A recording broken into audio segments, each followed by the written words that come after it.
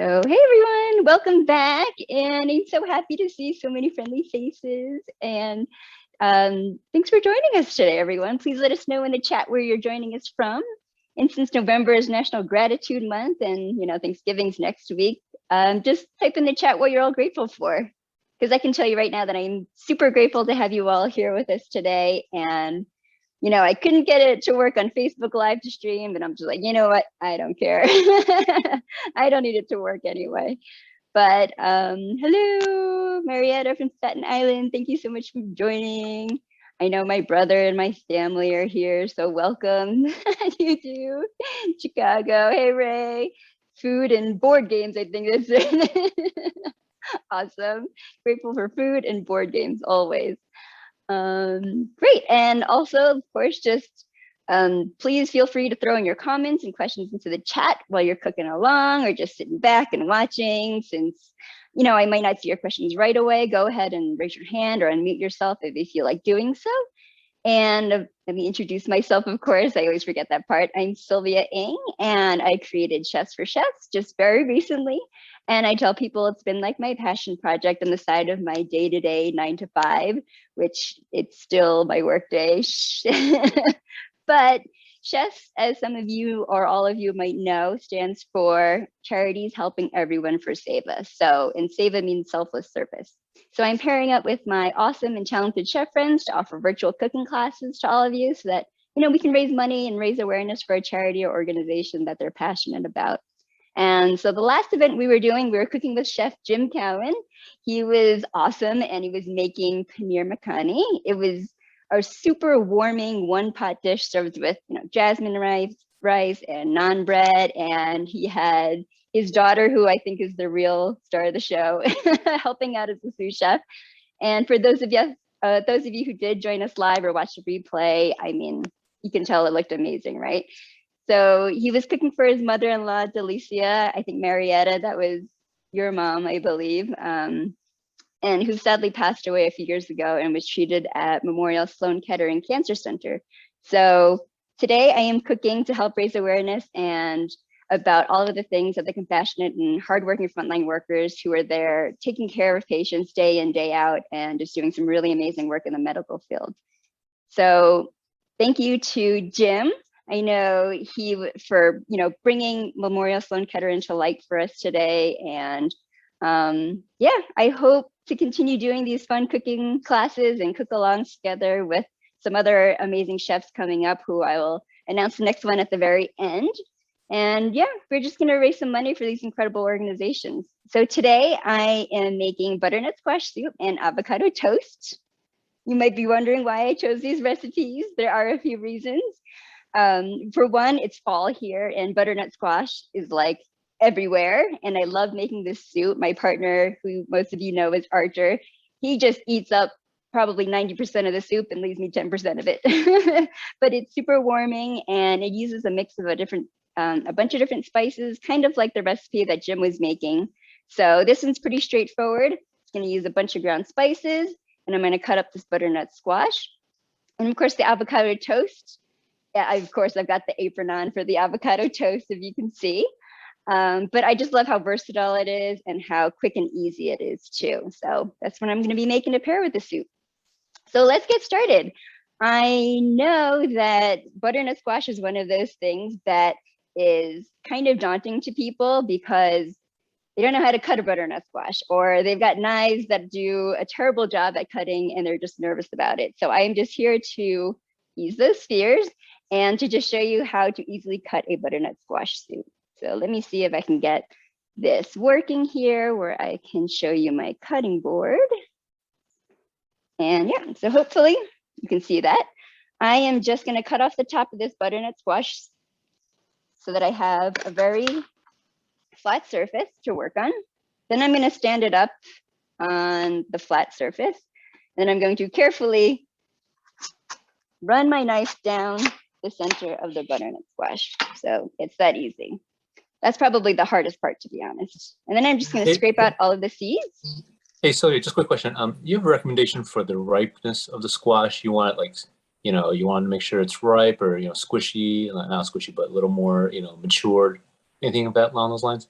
Definitely don't want it to be squishy. It might be going a little bad if your squash is squishy, but That's a it trick question. actually, yeah, it is a trick question, right?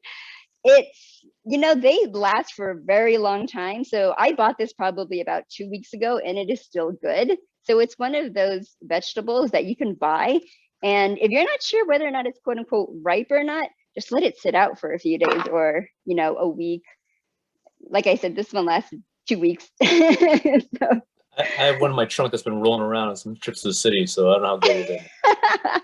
Well, you don't know until you cut into it, right? Give it a good smell, the smell test, and see if it's still good. If there are you can tell sometimes from the seeds on the inside because they'll actually start sprouting.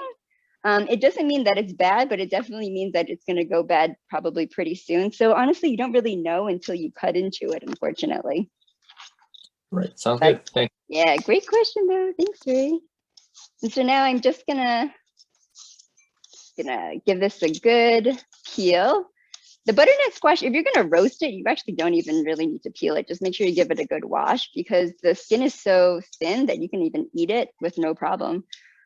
Just like with a lot of other squash, like delicata squash or acorn squash, I just eat the skin. I don't even bother trying to cut it off or anything like that. So I've never been able to cut these butternut squash with very much grace, but I'm trying. Definitely looks a little awkward and it gets a little slippery, so you have to be careful. It's not something I would give your kids to do for sure. Hopefully you can see that. And then there you go. That's just about it. That's about half the butternut squash done. And what you can do with the seeds, I don't know if anybody's ever done this before, but I've actually saved the seeds from inside the butternut squash and I just threw them in the ground in the backyard.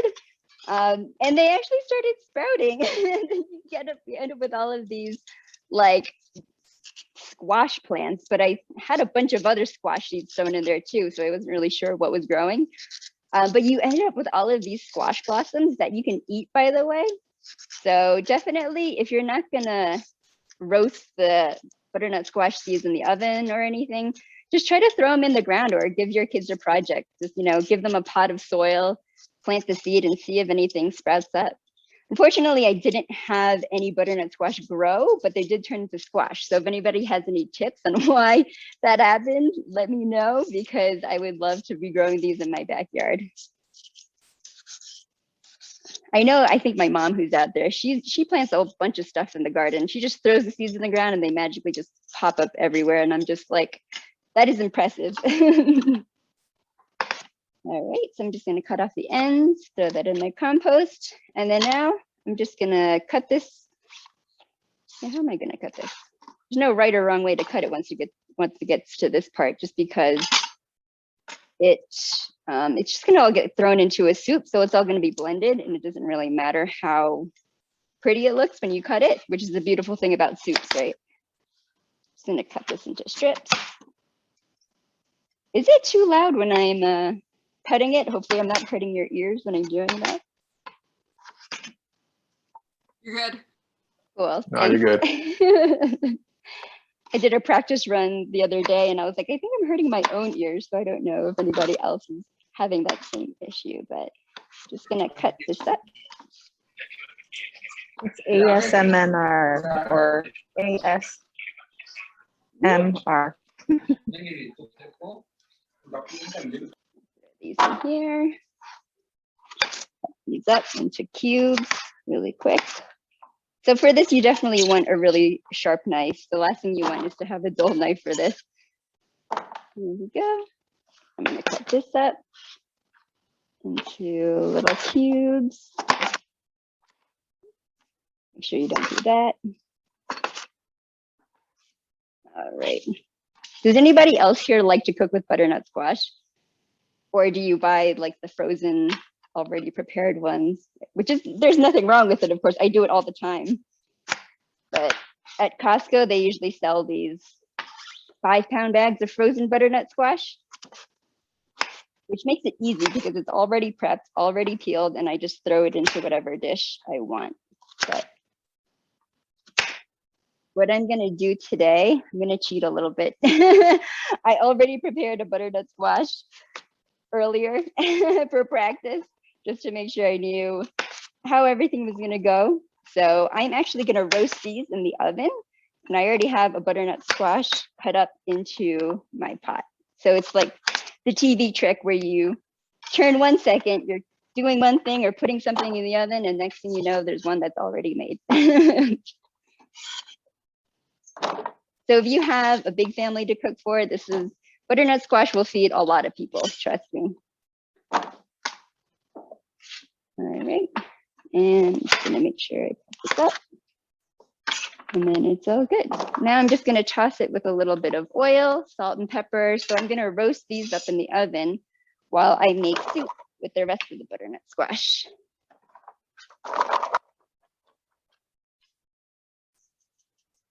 So I already put a little bit of oil in here. I would definitely recommend using a neutral oil and one that has a high smoke point, something like coconut oil or even like sunflower oil, just something where you can roast at a high temperature without worrying about it, producing those chemicals that you don't want in oils when you heat up olive oil to high temperatures, it actually does more good than harm for you. So I would definitely use something like coconut oil for this. All right, and now I'm just gonna pop this into the oven.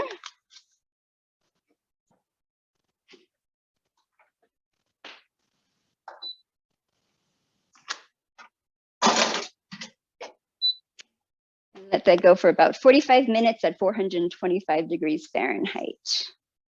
So I'm going to throw my skins into the compost. And let me see. So I'm going to show you the butternut squash that I already started. Let me remove this and come back here. All right.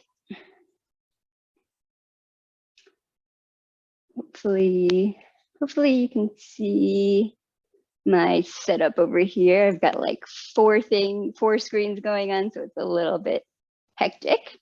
But I've got my butternut squash that I already cut up over here. Ta-da! And I'm just gonna add some coconut oil to it. Actually, let me do this first. Add about a tablespoon of coconut oil.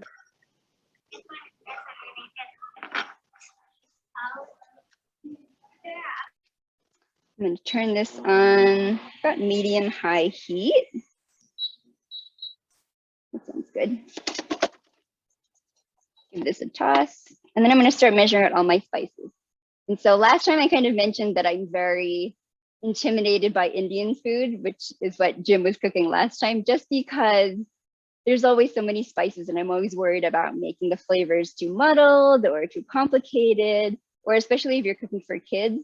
You know, they might not take to spices so well. So for a recipe like this, I would maybe start with half the amount of spices and then work your way up, because it might be too, the ginger might be too strong for them, or, the turmeric or the curry powder might be too strong for them. So I'm gonna make this butternut squash soup by first adding salt and pepper to it. I have that here. And I'm gonna add 1.5 teaspoons of salt. I do typically like to measure out my salt because I'm very sensitive to the amount that I put into my cooking.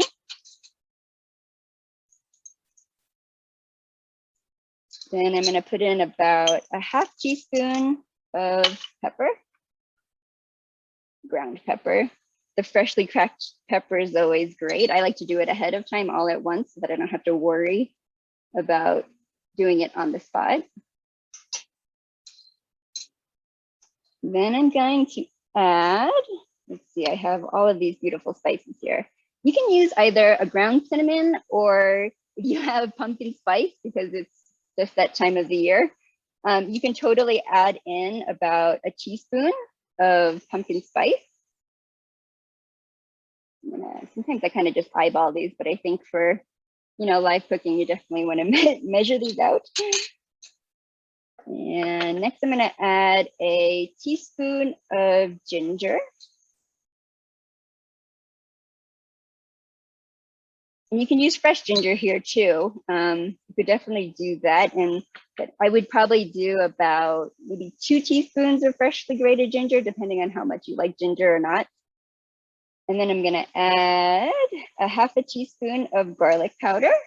You can use granulated garlic or garlic powder. They're both great here. And again, you can use fresh garlic. You could probably use like 3 cloves of garlic.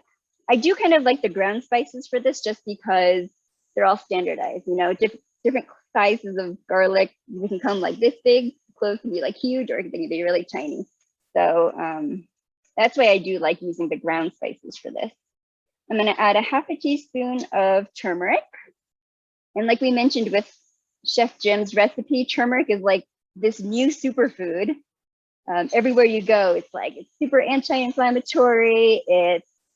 It's found in like everything between pills, teas. A lot of cooking these days is done with turmeric. And if you've ever seen fresh turmeric, it's like, it looks like ginger, but it's like super orange. It's like the color of butternut squash, and it's super potent. So it's so strong. Make sure you're using it a little bit at a time. The first time I used turmeric fresh, I just blended it with water and drank it as a tea, and it was so astringent. I was like, it took me all day to drink it, and I was just like, never again will I do that. And then the last thing I'm going to add to this is a half teaspoon of curry powder.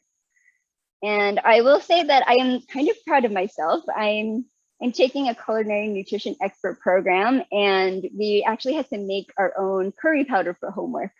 So we had to toast about 10 different spices, and they are coriander seeds, cumin seeds, turmeric, mustard seeds, fennel seeds, cardamom seeds, cloves, ginger, nutmeg, and chili powder. So I threw it into a 250-degree oven for about, I think it was about 10 to 12 minutes, just to get the flavors nice and toasty. And then I threw them into a nifty little spice grinder, like I talked about last time. So if you can use fresh spices and grind them yourself, it just makes all the difference in terms of the freshness of the flavors that you get. But it does smell up your spice grinder. So if you're using it for coffee, don't use it for interchangeably. I would buy a separate one for that.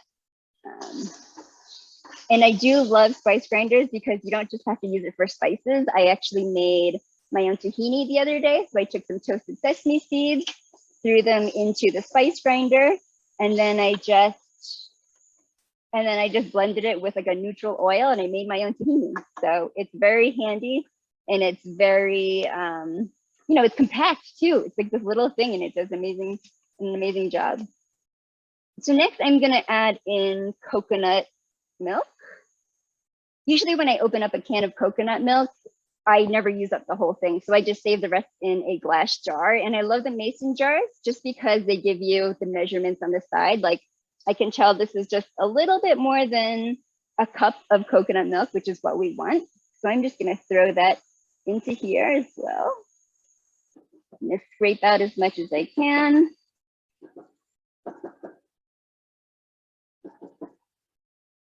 And then the little bits that you have in the jar, I don't know if anybody else does this with like their tomato sauce jars or anything, but I just add some water. I'm gonna add probably about a little more than 2 cups of water to this. And then I'm gonna give it a really good shake just so I can get as much of that coconut milk out of the jar as possible. I am a big fan of no waste cooking here. So this is just one of the things that I do. It's like you pay for the whole thing, you might as well use the whole thing, right? Yeah. And then might just add a little bit more to get the last little bit out. And it depends if you like thicker soups or thinner soups. So sometimes I kind of just eyeball the water, but I would say at this point I've probably added about 2.5 cups, something like that. And then I'm gonna drink some water because I'm super thirsty. So now I'm just gonna give this soup a quick toss.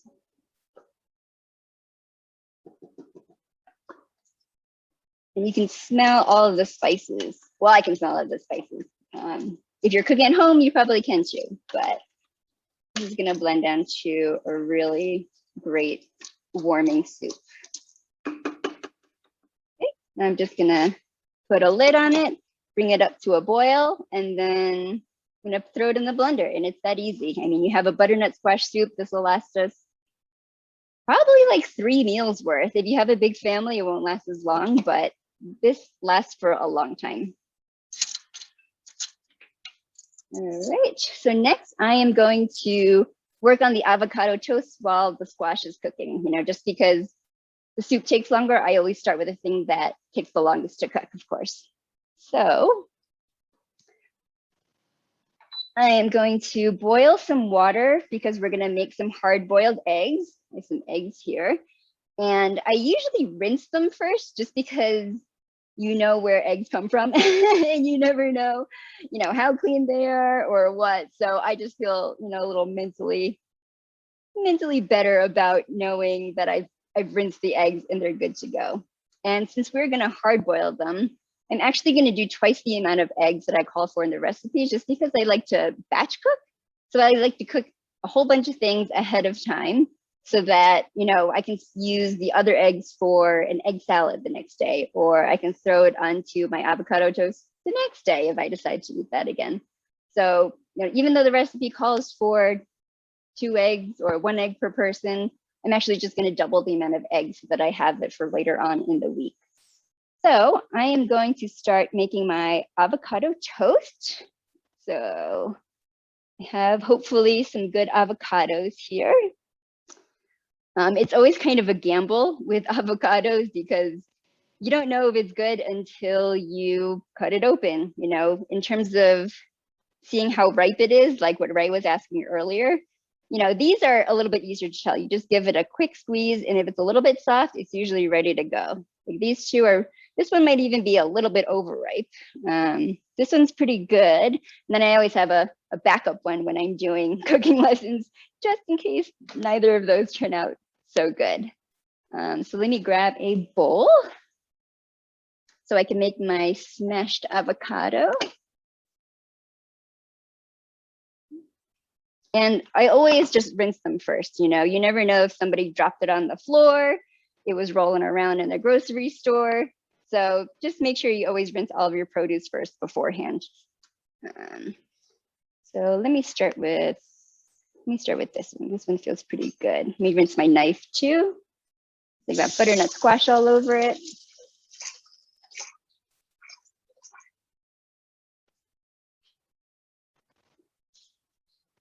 So I'm just gonna roll the knife around the top and then, yay, it's good. It matches my apron.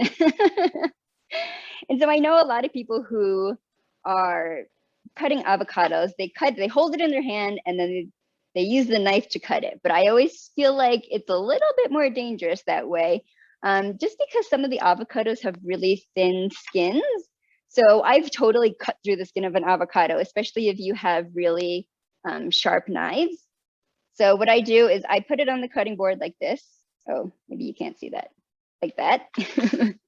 And then I just run my knife into diagonal lines. I don't know why diagonally, I just kind of always like the way the diamond shapes look. And then I just scrape it out with a spoon, and that's it. And I'm all about not doing so many dishes. So yes, I'm using the same spoon as the butternut squash. I don't know about you all, but I get very tired of doing dishes very quickly. So thankfully Archer does the dishes a lot of times, so I don't have to do it. And then for the one with the pit, I've seen people all the time just hold it in their hand again, and then they shove the knife into the pit of the avocado. But I've definitely gotten cut that way, so I definitely wouldn't recommend that. What I would do is just put it down on the cutting board, and then I would put the knife right on top of it and then just give it a little tap so that it goes into the pit, just like that, and then give it a twist and then take it off. It's way safer that way, especially, you know, if you want to teach your kids how to cut an avocado, I would definitely go that route. And then again, just put your avocado on the cutting board and then just give it a cut.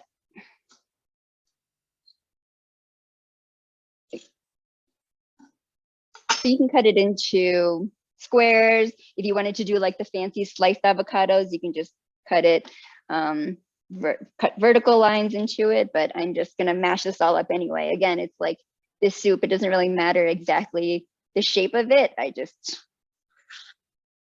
cut it and then I mash it. So that's always a good sign. So I'm actually gonna do 2 avocados because we love avocado. Yeah, why not? So I'll just show that to you again. So again, I'm gonna slice into the top of the avocado and then just move it around the knife so that it goes around the center pit. Then just twist off, ta-da, yay. The avocado people are smiling down on me for getting some great avocados.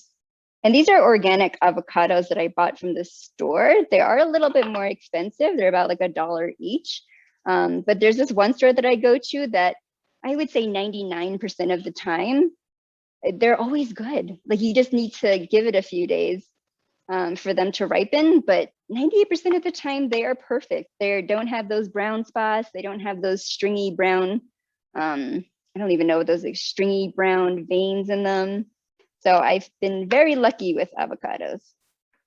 So again, just tap into the big pit in the center and then twist it out. And then I'll throw those into my compost and give this a quick slice.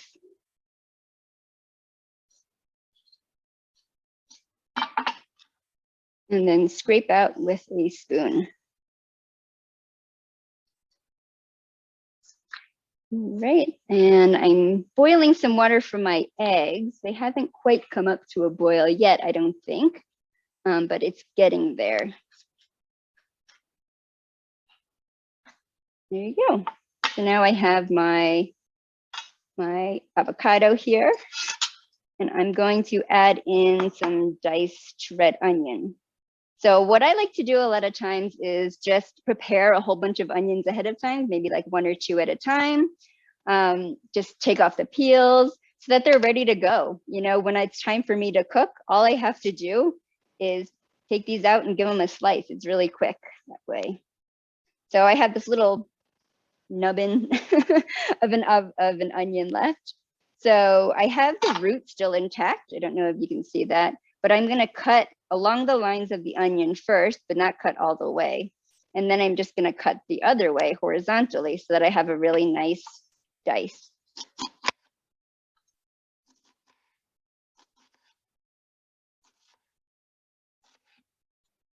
Yeah. And then I'm just going to slice it. And then you'll get, I don't do that crazy thing that a lot of other chefs do. I don't want to call it crazy because we all cook a little bit differently. But when you have the onion half, they cut it this way into the onion and they cut it this way.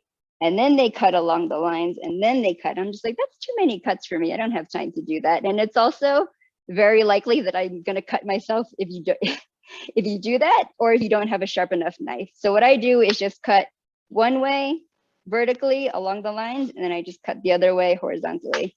And you end up with, I mean, literally, it's basically a perfect dice over here. And then I'm going to add that into my avocado. So we're basically making like a easy guacamole, I would say. It's got avocado, red onion, some cherry tomatoes, and then some lemon juice, salt and pepper. If you have cumin, you can add in a dash of cumin, and I'm gonna add a little bit of chili powder to it too.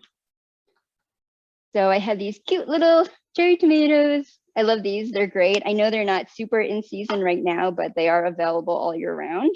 I also love the ones that are multicolored. They're like the red, orange, yellow. There's heirloom tomatoes you can throw in here. Yeah, and this summer I gotta give myself a little bit of a pat on the back here. I was trying so desperately to grow some tomato plants. I mean, I took some seeds literally from inside one of these little cherry tomatoes, and I scraped them out and I put them into a little pot. And I thought, I wonder if this will grow into a tomato plant. So after a few days, I started to see these little sprouts, and I was like, oh my gosh, I did it. Like All I have to do is nurture this thing, give it light, give it water, and then throw it into the ground. So that was my first attempt at it. And so when I tried to put it into the ground, it totally did not survive. None of the little sprouts survived. And I feel like I maybe over nurtured them, or they weren't acclimated to the temperature outside. So they kind of looked a little sad and they didn't survive. So the next round of tomato plants, I again opened up one of these cherry tomatoes. And this is a great thing if you have kids at home. Scrape out the little seeds and just throw them into the ground. And then all of a sudden, next thing I know, like 2-3 weeks later, these tomato plants started sprouting up. And I was so like impressed with myself actually, because I had never done that before and I didn't know if it would work, but it totally does. So try it. We had tomatoes that lasted us for at least half of the summer.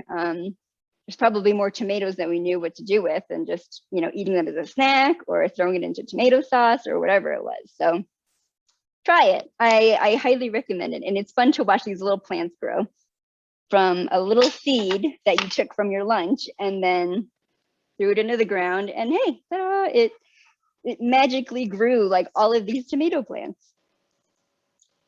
So now I'm just adding some lemon juice into this. If it's got pits, just, you know, use your hand as a strainer to strain out any of the pits. Oh, like, there you go.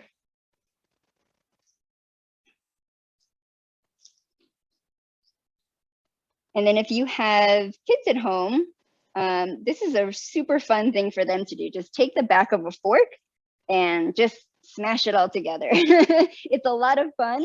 And I'll say that, you know, the more you get kids involved in the kitchen, the more they are likely to eat whatever it is that they are helping make in the kitchen.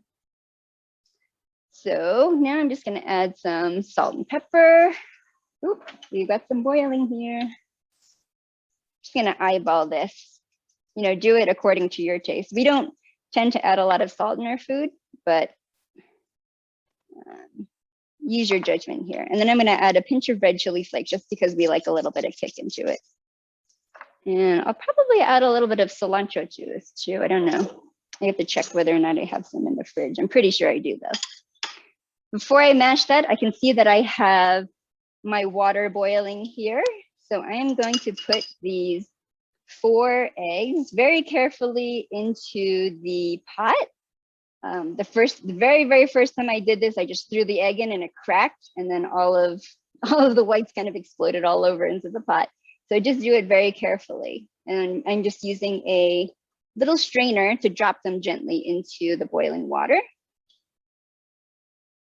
And then I'm going to set a timer for about 8 minutes or so. That's usually what I like to cook it to for some medium boiled eggs. If you prefer hard boiled eggs, you can always do a little bit longer, like I would say 10 to 12 minutes. Whoa, this soup is boiling. Hello. But it smells great. So 8 minutes from now. All right, I'm actually gonna add a little bit more water to this just to cover the butternut squash. Even though you get recipes, it's always good just to use your intuition. That's where like the confidence in the kitchen comes along. You know, if you follow a recipe perfectly and it doesn't turn out exactly like you hope, you know how to correct it. So if anybody out there has a timer, maybe if you can do 8 minutes and let me know, that would be awesome. Otherwise, I'll just keep my eye on the clock, and 8 minutes from now, yeah, got it. Easy math. So now I have my avocado, tomatoes, and onions all in a bowl with some salt, pepper, and red pepper flakes. And I mean, this is great on a salad just like this, but because we're gonna put it on some toast for avocado toast, I'm just gonna give this a quick mash. And you can use this as a dip, you know, if you're serving guacamole with, you know, some pita chips or some vegetables. You can also use it as, it's also a great filling if you're gonna make like wraps or if you're gonna make sandwiches, to throw that in there as well. And I like my avocado to still have some chunk, so I don't wanna do this too much. And the first time I ever made this dish, I guess you can call it, was in Australia. Thanks Emmett and Remy, and thank you for setting the timer. I made this dish in Australia, actually. It was the first time I had ever heard of avocado toast. And I was working for a startup company, and we had a booth at the farmer's market, and these sold like crazy every single weekend. This was like a fan favorite of people's because it was easy, it was tasty. I mean, I would have to do, 80 hard-boiled eggs or something like that, and I'd have to crack open a whole lot of avocados, and you just hope that the case of avocados you get is all good, because it's a gamble sometimes. Great, so now I have this all mashed up like that. Kind of maybe doesn't look so appetizing on that screen, but it tastes good, I promise.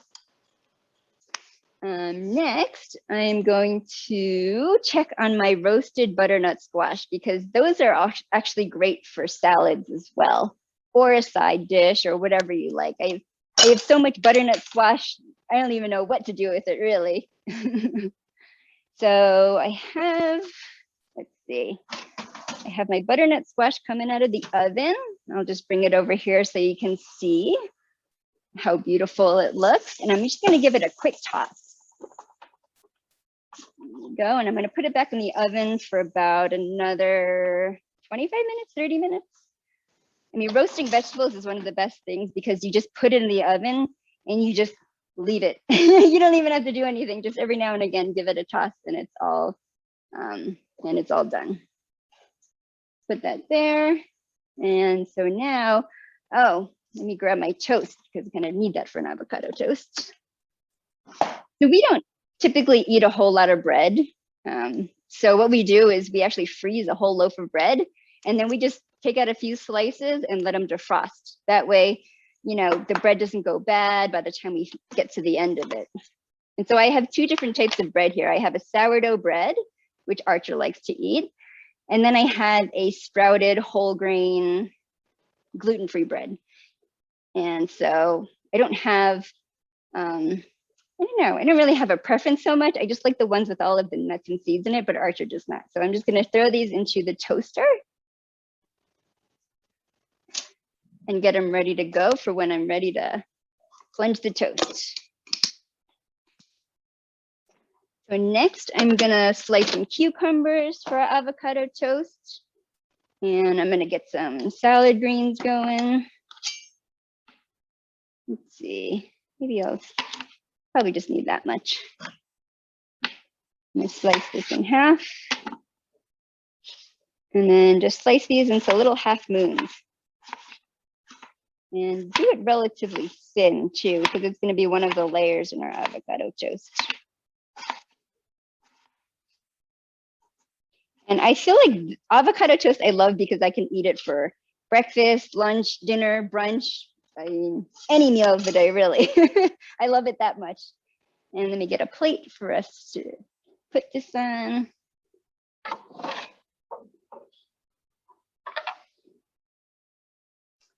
Let's see. Some cucumbers here. Super easy. And I think that's all of the cutting that I need to get done for the day, which is super nice. Let's see, the timer I think is maybe going off in a few minutes. So I'm going to check. Yep. I'm going to grab a bowl of ice. And I'm just going to add some water to it so that it's ready to go. So when the eggs are done, I can just dunk them in here so that it stops the cooking process. So I'm going to put this right here. Maybe you can see it there. And so I don't know if anybody else uses these, but I bought these ice cube trays because I thought, hey, they're super easy to pop out, and they're like perfectly square. And I know a lot of parents buy them because if you're making baby food for your kids, they like to fill these trays with them. But I've had the hardest time getting ice out of these. For some reason, they get stuck in here. So I don't know if anybody has a trick out there, but I'd love to know what it is. It took me way longer to get out 5 cubes than I thought it would be. All right, so let me check on our soup to make sure it is going good. I'm gonna grab a fork and just give it a little poke to see how much longer it is until it is done. It's getting there. You got 2 minutes on the timer, Sylvia. 2 minutes, great, thank you. Perfect. I'm gonna turn up the heat on this soup just so that it boils faster. And I'm gonna throw this into my blender once the butternut squash is a little bit more soft. Just be super careful when you are putting something hot into a blender. I usually let it cool down a little bit, but just make sure that you're venting the top of the blender because it'll build up a lot of pressure in it. And you definitely don't want that to, you know, fly all over your face or something. That would be kind of scary. Let me clean up here and get my plates ready for our avocado toast. And then let's get some bowls too for our squash soup.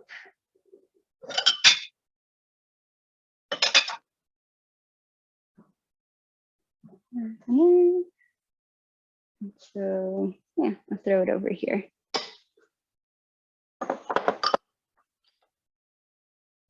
All right, and then let me turn this video off so you don't have to see. Here. All right, hopefully that's a little better. All right, that's going, that's going. You see, I've got a whole lot of different things going on at once, but when I do my cooking, it's always like 5 things at once, just so I can batch cook a lot of stuff so I don't have to do as much cooking during the week because I know we're all busy. So, let me see. Eggs ready. 8 minutes. 8 minutes. Thank you. Thank you, everyone. 8 minutes up. Thank you. So I'm going to turn off this burner here. And then I'm going to carefully fish out my eggs and put them into this bowl of ice water.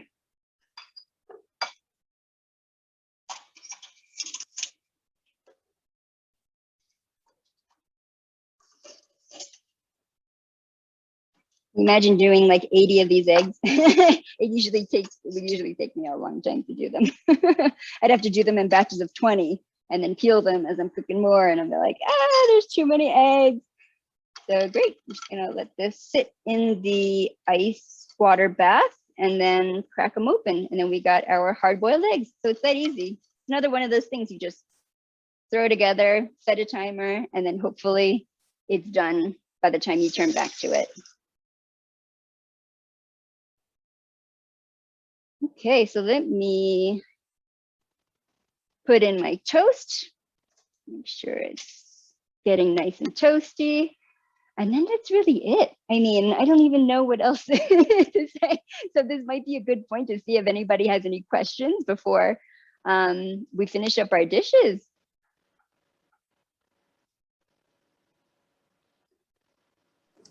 Oh, I think I... Yeah, how are you? Hi, I'm good. How are you doing? I'm good. So good to see you. Hi, Emmett. I have braces now. You have braces? Well, you know what? This dish is great because it won't get stuck in your braces so badly. That's, Yeah. I had a comment about the silicone, the ice tray. Oh, yeah. Is it silicone? Are they It made of is. silicone? So what Yeah. I would probably just soak the tray, the bottom, like the bottoms in a warm, like fill up a bowl or something, and you can place it, fill it up with water, warm water, and then place the silicone, the base of it, and it'll melt the sides and the bottoms, and then you can pop them out. Oh, that's a great idea. That's a good... I probably should have done that instead of struggling to like get these little squares out. Thanks for that, May. Yeah. Okay, I only know because of this guy. When I was making baby food for this guy, so that's why I know. Oh, makes sense. See, the parents know. Thanks, May. All right. Well, since we're waiting for everything to finish cooking, I see Jim. Is that you? Jim, you're here? I'm totally gonna throw you into the spotlight right here. Hi, Josephine. Oh, Chef Jim was here last time cooking with Josephine. They were the ones who were making the paneer makhani last time, which looked amazing. So I'm kind of making kind of like an homage to it, but I'm doing like a butternut squash soup version of it with all the different spices into it. Hi. So yeah, we just got in. Another long day, you know. Yeah. Okay, fun times. And cooking all those eggs for how many people is just like cooking at Trinity. Yeah, I know, right? It's nonstop. Your fingers start to get all like wrinkly from like trying to peel all the eggs and dip them in water and stuff. So Peeling eggs is my least favorite kitchen task. I thought it was Oh, cutting chicken. Did you ever hear about that, Sylvia? Before you came to Trinity, Jim went into the butterfly. What? How many pounds of chicken? I think it's about 140. Oh, and I don't touch raw chicken. I think it's gross. She says it's a foul. It's a good one. I'm with you though, Marietta. I mean, I don't love touching raw chicken either. I kind of avoid it as much as possible. I don't think were we married at that point? No, you were being a loving fiance.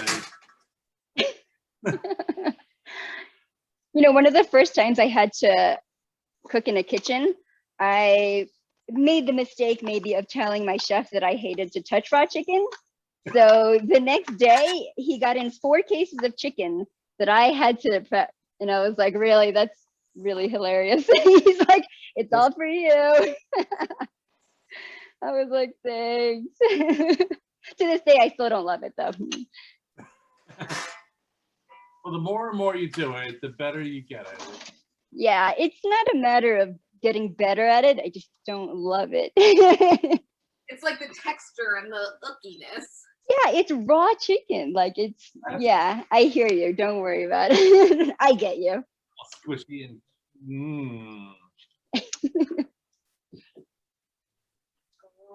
But once it's fully cooked, it's not squishy.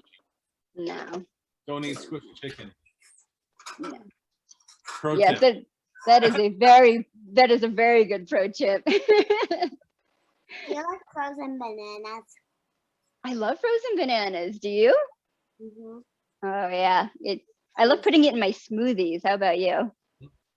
I have them plain. Oh, we have them plain. Plain frozen bananas. I keep them frozen for my smoothies, and then Josephine Commandeers likes them. to, yeah. Hey, at least it's a healthy snack. It's not like, you know. Yeah, I mean, she could be asking for worse things than. Exactly. Well, companies have like made a lot of money off of frozen bananas. They just dip them in chocolate and put them on a stick, and there you go. Oh yeah, right. It's not a bad idea for for a food company.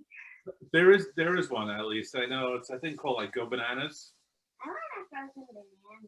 I've heard of that, I think. Go bananas. And then they made that Yonanas machine for making banana ice cream. I don't know if you heard about that. I don't know that one actually. It looks like a juicer, except you just like shove frozen bananas into the top. Oh, that's funny. All right, so I'm going to take these eggs and I just kind of cracked it along from the top to the bottom. And then I just peel these eggs back. And I leave a little bit of the ice water in it because it helps to kind of get the last little bit of shells off of the eggs. And so when you hard boil the eggs, they tend to come off a little bit easier, I found. But I like them medium boiled. I don't like them super like overcooked. And when you open up the eggs and you see that little green ring, you know they're definitely overcooked. And then it's a little bit too late at that point. Let me see. Let me put this in another little bowl actually. I actually kind of walked in on the cooking of the eggs, and like it's like my like way of cooking the eggs perfectly. Put the eggs into water, into a pot, cold water, turn it on, bring it to a roaring boil, Hmm. put the lid on, shut it off, and wait 11 minutes. For hard boiled or like medium boiled? It's like the perfect like medium to hard cooked egg. Oh, very nice. I never done it that way, so it's always good to know what other chefs do because We have other open for accounts. everybody cooks differently. So good to know. Thanks for that, Jim.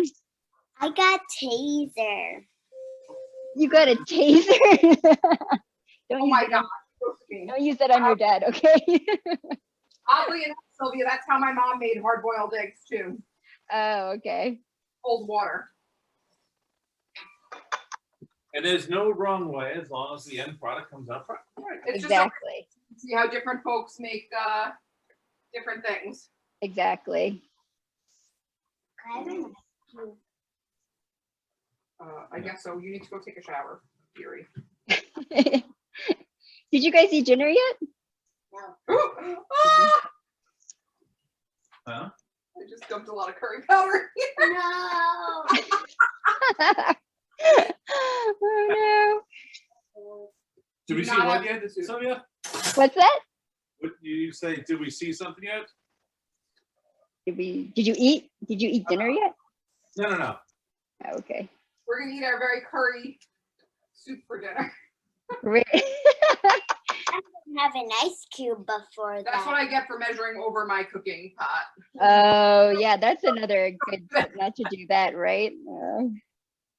Yeah, once you add it in there, you can't really take it out, which is why I definitely like to measure half the amount of spices sometimes and then taste it and then add more because that's going to be one strong tasting soup.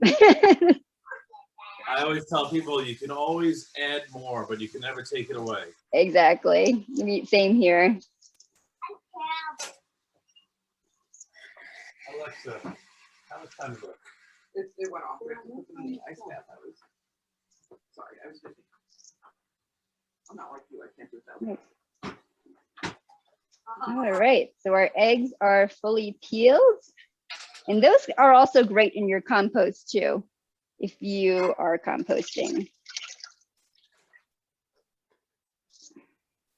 New York City is being ornery with composting right now, Sylvia. They're what? They're being ornery with composting. They haven't. They haven't restarted. I mean, you know, We did start it, but then they haven't restarted it since. Oh, that's a bummer. We can compost our own stuff, but like the city collection is not. they were. But it's not back. Is what I'm saying. Stop. That's a bummer. Jim knows how much I'm all about composting at work. Composting queen. I Yeah. got an ice cube. Did you throw away the top of it?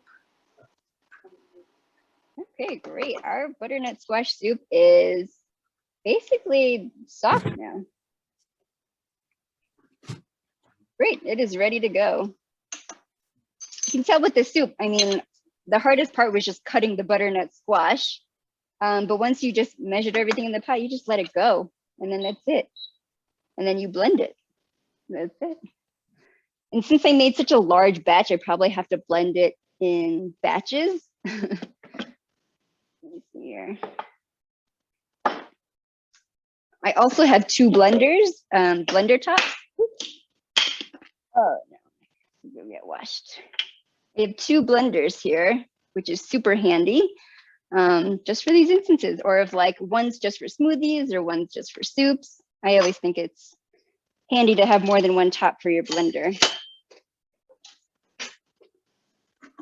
So I'm gonna pour this. So normally I would let this cool a little bit, but I know we're kind of, you know, pressed on time over here. So I'm just gonna carefully put this soup into my blender.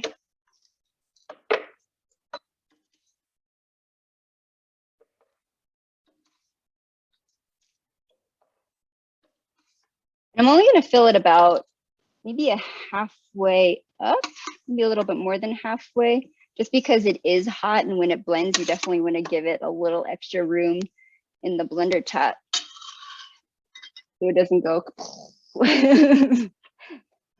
And always start your blenders on the lowest setting first. That's definitely my pro tip there. You don't want to start it on a 10 and then go, you have soup all over the place. All right. I totally dropped that blender top. I'm just gonna switch the tops here. And you probably can't see it too well, but I'm gonna put this blender top, I'm gonna put the blender top fully on, sealed, but at the very top, I'm gonna let it vent a little bit just because it is really hot.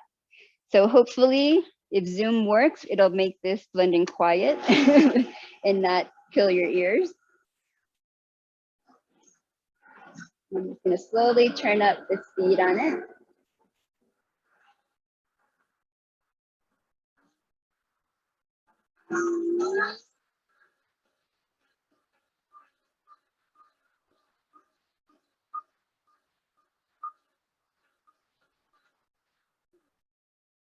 And that is it. Hopefully that wasn't too loud for all of you. If it is, close your ears on the next batch.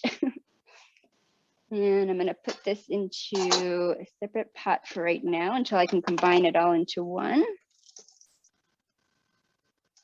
And you don't have to use butternut squash. You can use, I don't know, you can use other squash this too. You can use acorn squash. You can use that Japanese squash. I never know how to pronounce it. It's like kaboka squash or something like that. Or if you have sweet potatoes, you could do that, make this a sweet potato soup. And I would say this soup's also great for throwing in a lot of your vegetable leftovers. Like if you have carrots or celery or onion that's just kind of sitting around and it really needs to be used up soon. This soup would be great to add it in there.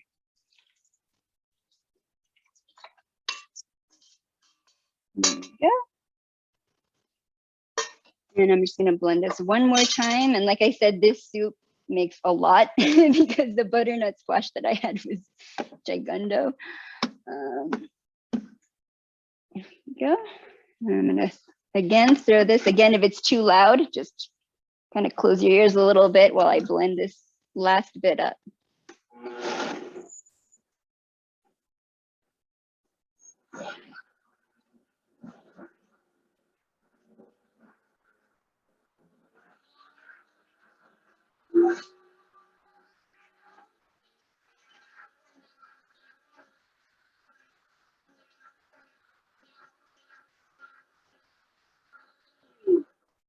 And that's it. You got yourself butternut squash soup for the next 5 days, probably, for us anyway. It's a lot. I'm just gonna throw that in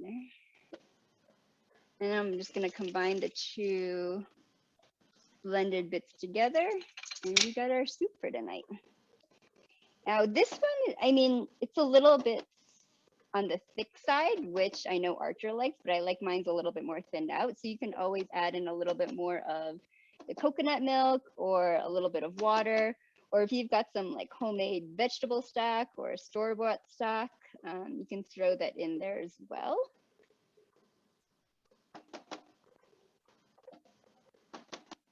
Okay. And then, well, like the coconut milk, I don't like to let things go to waste. So what I'm gonna do is just add a little bit of water into the blender. I kind of can't stand when there is stuff stuck in the blender. It's like, I don't know why they have to make it that shape, but it's so hard to clean it out when you are wanting to get all of the stuff out of it. So I'm just gonna take this and just give it a shake. Again, no food waste. Jim knows I'm all about that too. No food waste at home or at work or anywhere.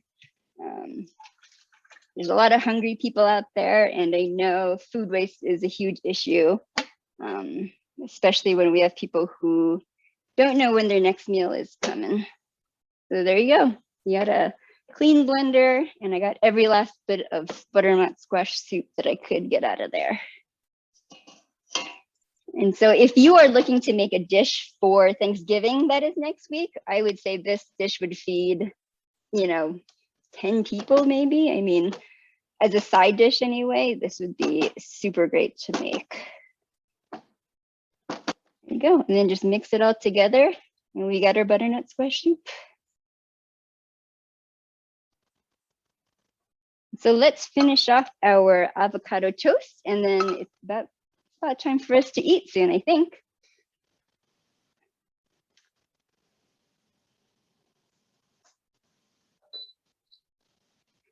Let's see.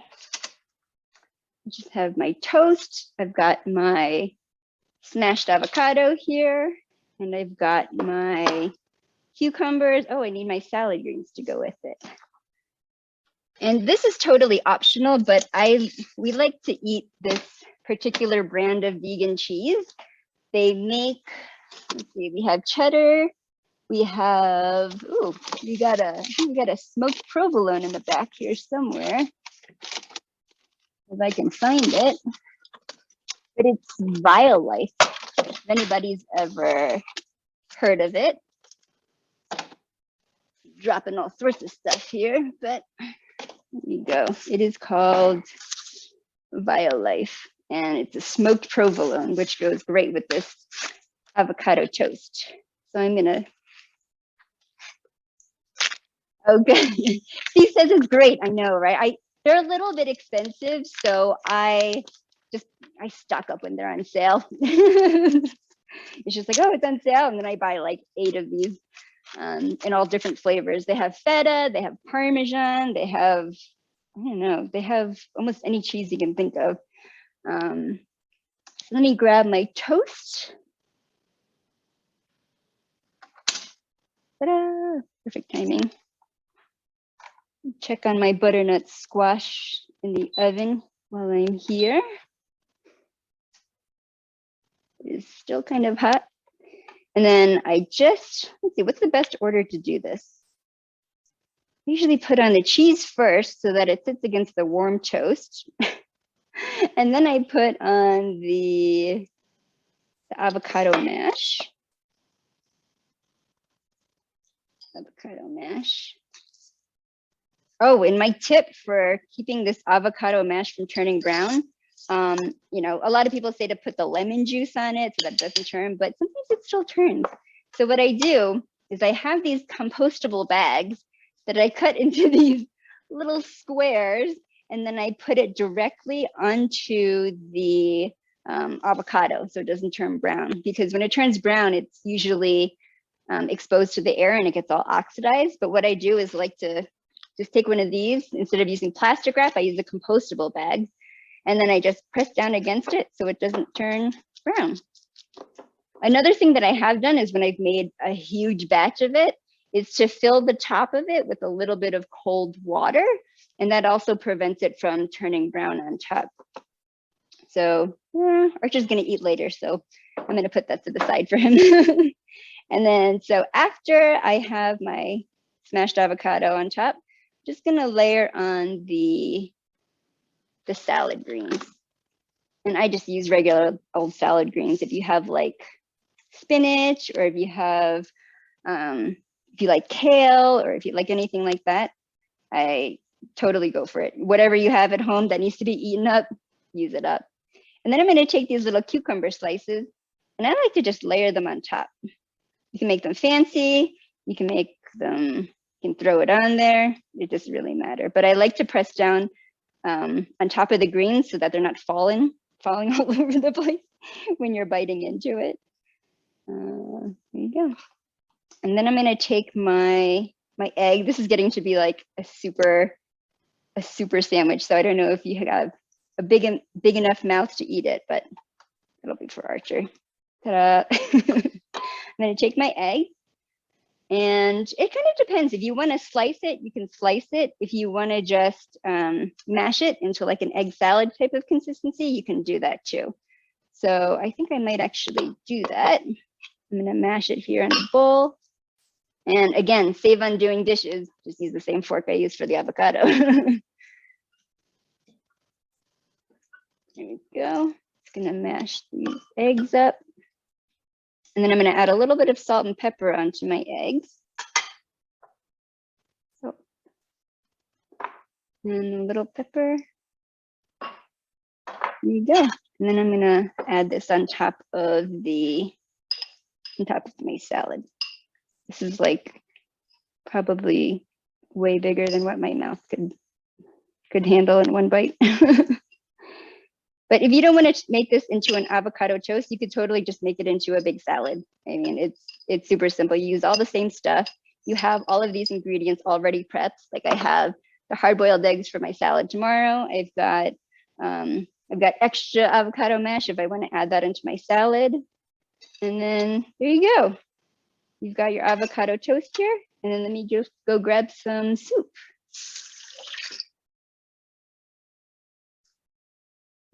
Bowl for my soup.